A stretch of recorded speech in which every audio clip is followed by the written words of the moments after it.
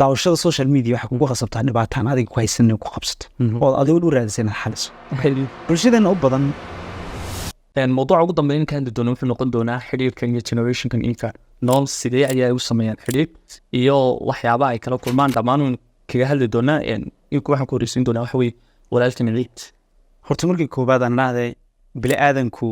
ma ahan geed meel kaligiis ka taagan kaligiina koraya waxa ku xeeran waa bulsho ha ahaadaan rag iyo dumar xiriirka la sameeynaya hadaba xiriir nooceey la sameeyaa waqtiga la joogo ay isweydiinana xiriirka inta loo gudbina runtii waxaan jecelahay inaan aado horta qofku sida uu yahay umbu xiriir la sameeyaa cid aad tunbad xiriir la sameyn karaysaa صح سؤال ka dhaxgalo nisantahay wiil iyo gabadhina saaxiib noqon kara ugu sheegado bulshadu waxay aaminsan tahay inaysan gabadh diintooda noqon karo haddii aynu eegno sida bulshadu wada aaminsan tahay oo ay tiraahdo nin iyo gabadh saaxiib ma noqon karaan waa siday aaminsan yihiin maadaama ay arkayaan natiijada ka dhalanaysa iyagoo ku qiimeynaya cidda ay saaxiib la noqonin cid ay tahay balan ku sheego 1% ayaa jira ka duwan qaabkaas ninka gentlemanki qofka xiriir la sameeyo oo xiriir la sameeyaa si sharaf leh hore dhaqma sida boqorada kale gabadha ay dhaqma isagoo aan ku xadgudbayn sharafteeda asturnaanteeda saaxiib ma laakiin waxa xiriir wada shaqo ka dhaxayn karta gabadhu wax laga yaabaa inay ku shaqayso wax laga yaabaa inay meel ku kulmeen wax laga yaabaa inay bas wada kulmeen ninka gentlemanki gabadha wuxuu la dhaqmi sida boqorada kale wuxuu ilaalin awradeeda wuxuu ilaalin hadalka waxa taa leeyahay inay dareen dhalinayso inuu la dhaqmo si ay diintu u yeeshay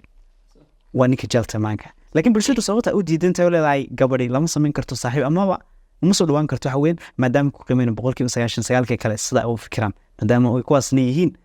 dhalinyar aan oran karin waa gentleman daawashada social media waxa kugu qasabtaa dhibaataan adiga ku haysan ku qabsato oo adigu u raadsan xalis bulshadana u badan maadaama ay daawanayaan social media badana waqtiga ay gelinayaan waxa arkayaan qoys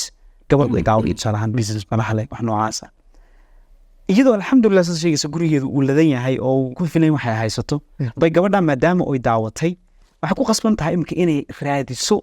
hal dhibaato aan iyada haysan oo ah inay hesho ay tiraado lacag ma baahanayna samee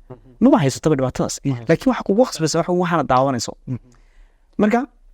social media saameyn noocaas ayuu ku yeelay waqtiga joogo dumarkeena rabbina sida uu sameeyay rag iyo dumarba isagoo oo qofku sida uu yahay iyadoo dadka badankoodana ay wada yihiin gabadho aysan ahayn boqorad badwan ka sheegi doona waxay kala yihiin gabadh waxay tahay gabadh boqorad waxay tahay koray wuxuu yahay iyo ninku wuxuu yahay kala duwanaanshood maadaama uu qofkii uu sida uu yahay oo ku darso social media inuu daawado saameyn waxa ku yeelanaysa qofku inuu raadiyo xal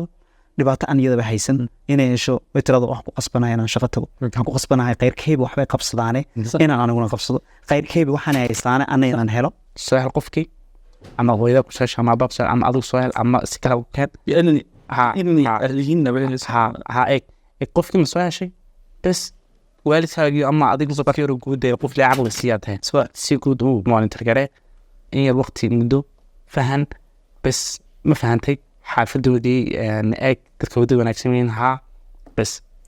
intaas loo xalisa adigu ciida tahay